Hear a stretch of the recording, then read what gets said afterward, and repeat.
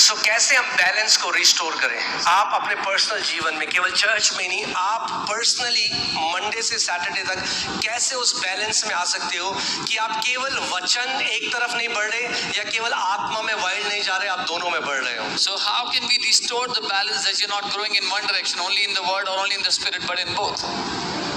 Best है जब भी आप रोज वचन पढ़ते हो ना, परमेश्वर से वचन मांगो.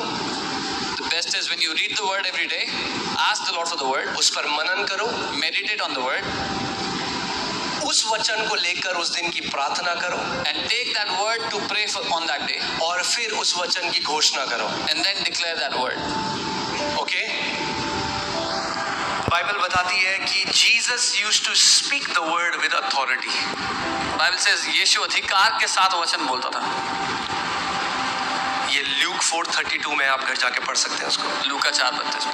अब इफिसियो 5:18 में लिखा है कि पीकर मतवाले ना हो, मगर आत्मा से परिपूर्ण हो जाओ या भर जाओ. Ephesians 5:18 says, "Don't be drunk with wine, but be filled with the Spirit." अब सवाल ये आता है कि आत्मा से आप कैसे भर सकते हो? But the question is, how can you be filled with the Spirit? The best way is praying in the Spirit. सबसे अच्छा तरीका है आत्मा में प्रार्थना करके.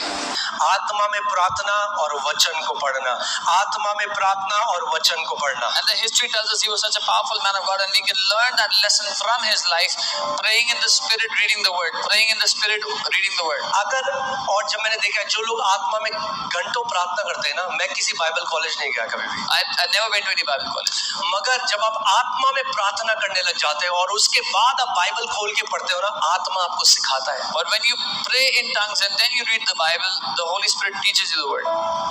इसीलिए बहुत जरूरी है आज इस बात में जान लेना कि हम लोग नए नियम की कलीसिया हैं. This is why it's very important for each of us to know we are the church of the new covenant.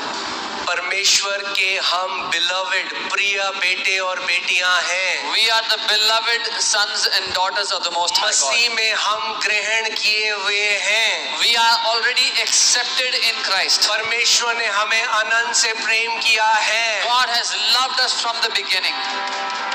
और उस प्रकाशन से अब हम वचन को पढ़ते हैं, हम प्रार्थना करते हैं. And from that revelation now we read the word, we pray.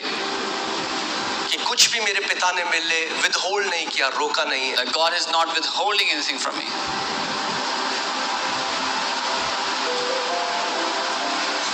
मैं आपके ऊपर भी वही घोषणा करता हूं कि उस पिता की भलाई के टॉप को आप और आपका परिवार देखे यीशु के नाम में. I declare the same thing over you, that you will see the top of God's goodness. You and your family will see the top of God's goodness in your life.